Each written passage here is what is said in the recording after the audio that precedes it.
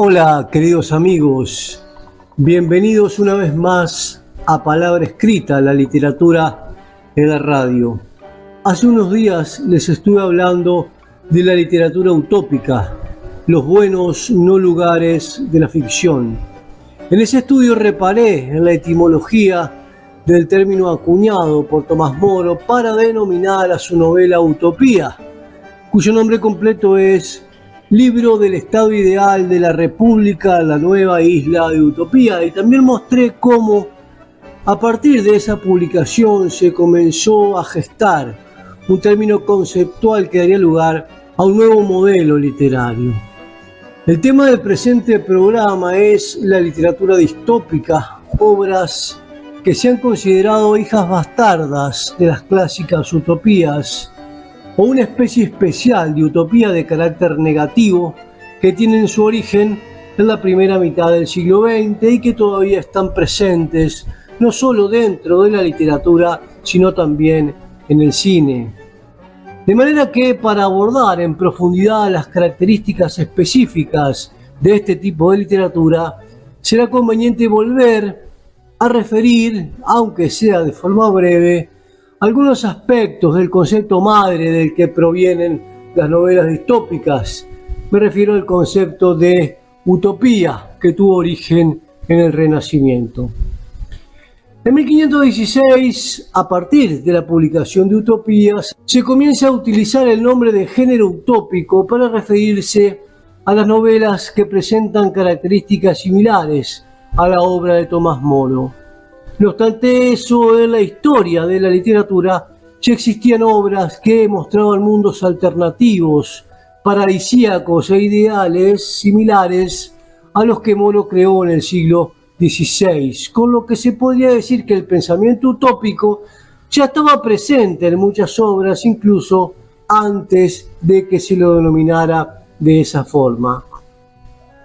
Cuando nos referimos a la literatura utópica, estamos hablando de ficciones que describen el funcionamiento de un estado ideal, no localizado en un lugar específico, perfectamente pensado tanto desde el punto de vista político, social, científico y en ocasiones religioso, donde los habitantes cuentan con una predisposición natural a aceptar las leyes y normas de convivencia. Son estados ideales de ficción que se presentan como alternativos a los del mundo real.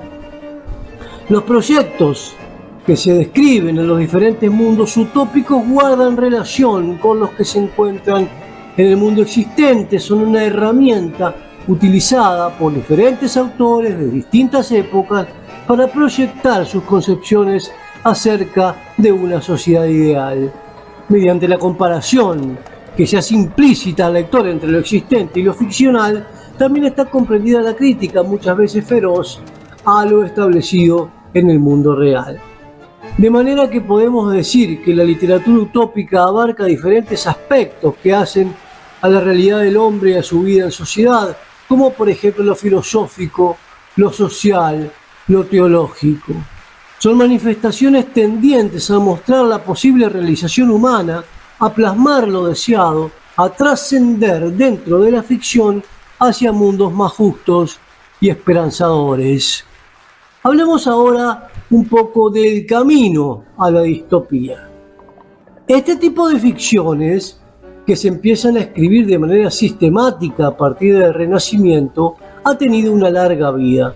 De alguna manera, hasta en la actualidad encontramos obras que presentan características propias de las utopías tradicionales. De todas maneras, el género utópico a lo largo de la historia ha tenido sus variantes.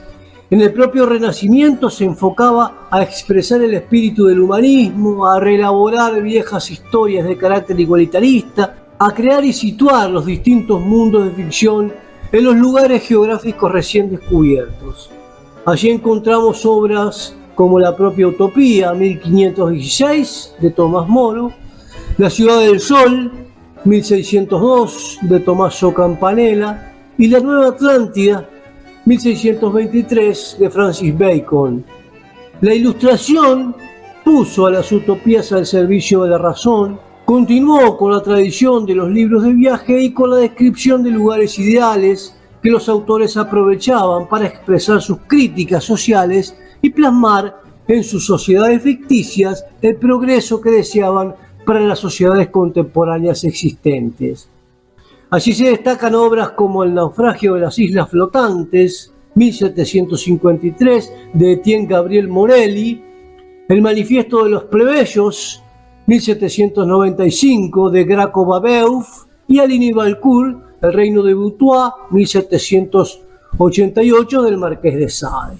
En el siglo XIX, distintos pensadores, intelectuales y escritores pertenecientes a corrientes de pensamientos vinculadas al primer socialismo utilizaron el género utópico como una vía de expresión de sus ideas.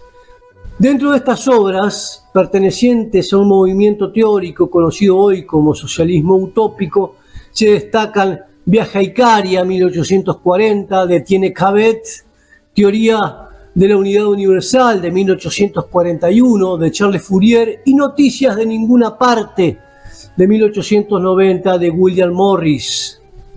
Esta presencia del género utópico, con sus características propias, se mantuvo casi de forma invariable hasta comienzos del siglo XX.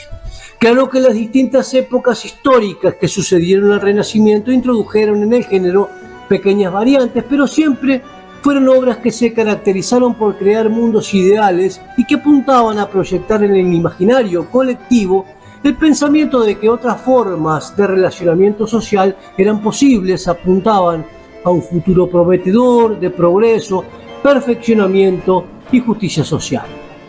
En las primeras décadas del siglo XX surgió una utopía de carácter negativo, donde el futuro aparece muy distinto a como lo habían soñado los utopistas clásicos.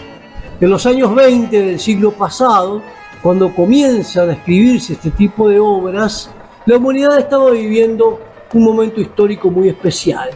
Había terminado la Primera Guerra Mundial, comenzaba el afianzamiento del régimen soviético, comenzaba a surgir el nazismo en Alemania, y algunos escritores empiezan a alertar sobre el perjuicio que implicaría el establecimiento definitivo de un régimen totalitario para la libertad de los individuos ante el peligro de la masificación y de la desindividualización.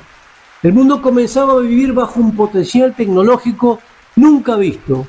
El peligro nuclear estaba latente, de manera que no es extraño que la utopía diera un viraje y mostrara su peor rostro, el de un futuro alienante, sin libertad, absurdo.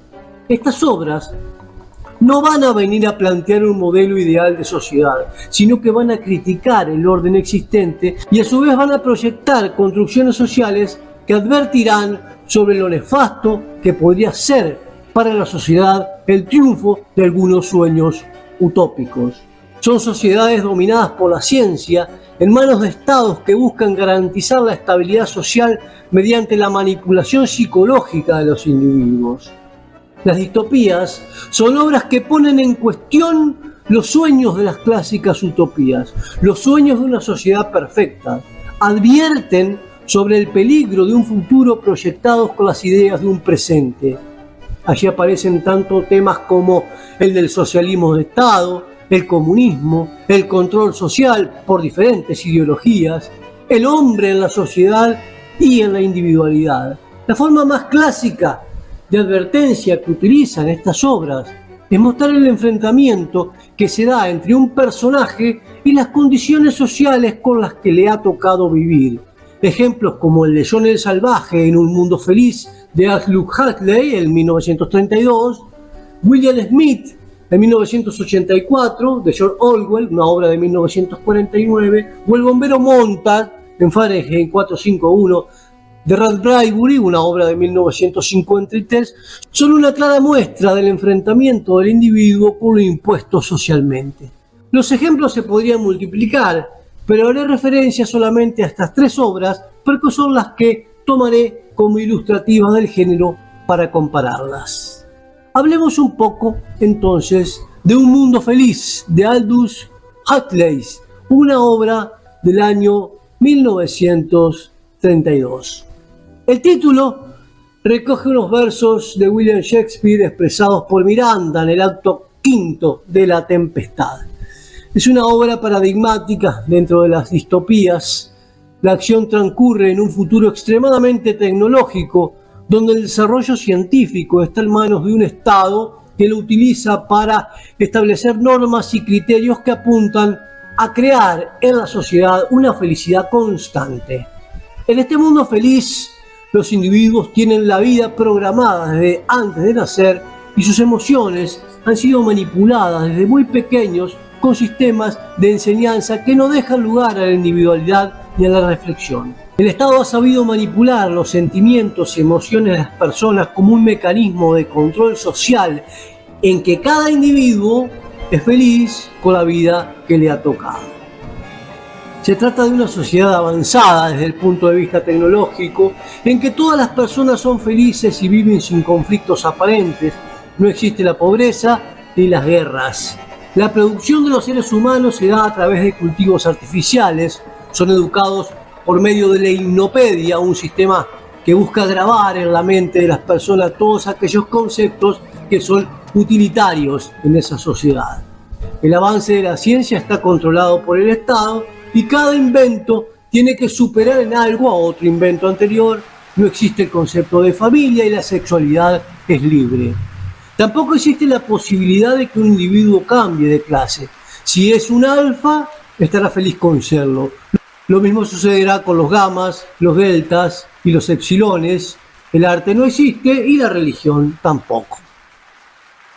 El enfrentamiento que se da entre un personaje y las condiciones sociales en las que le ha tocado vivir se ve en esta obra en John el Salvaje, un individuo que es el hijo de dos habitantes del mundo civilizado y que permaneció toda su vida en una de las reservas que el Estado mundial mantenía lejos de la nueva civilización. Las costumbres de John son muy distintas a las del mundo civilizado, comprenden la lectura de Shakespeare, la espiritualidad y el relacionamiento emocional entre las personas. Cuando este personaje visita la sociedad del mundo feliz, se va a establecer un choque cultural en que las comparaciones con respecto a los valores y las costumbres serán evidentes. John va a llegar a la conclusión de que la felicidad del mundo civilizado es artificial y de que una vida sin dolor ni angustia no tiene ningún tipo de sentido. Hablemos ahora de 1984, una obra de George Orwell publicada en el año 1949. También es una obra que transcurre en una sociedad futura con características aterradoras. La sociedad descrita por Orwell está gobernada por un Estado totalitario, dirigido por un único partido que, además de imponer su criterio en todos los aspectos de la sociedad, se encarga de vigilar permanentemente todos los movimientos de los ciudadanos. La imagen del Gran Hermano es la que ostenta el máximo poder social, es la encarnación de los ideales del partido único y al que todos los ciudadanos deben rendir veneración y respeto.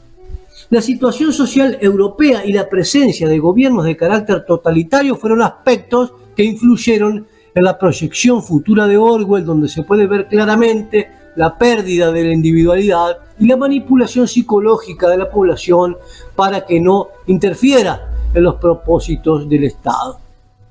El protagonista de esta novela, Winston Smith, trabaja en el Ministerio de la Verdad, uno de los 4 ministerios que tiene el Estado.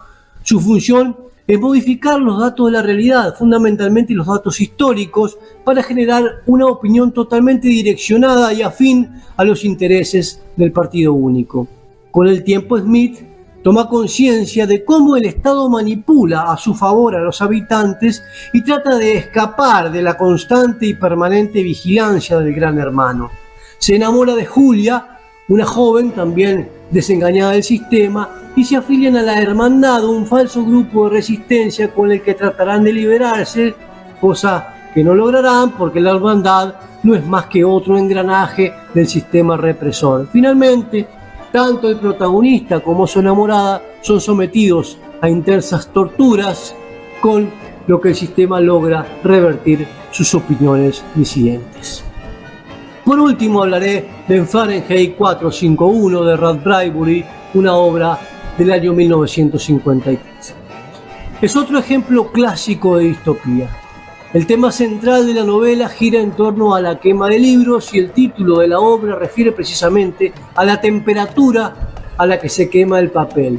La acción transcurre en un futuro en que la lectura está prohibida porque quienes gobiernan consideran que los libros llevan irremediablemente a la desdicha del hombre. Al igual que en las otras obras referidas, en Fahrenheit 451, el Estado se encarga de la manipulación psicológica e intelectual de los habitantes.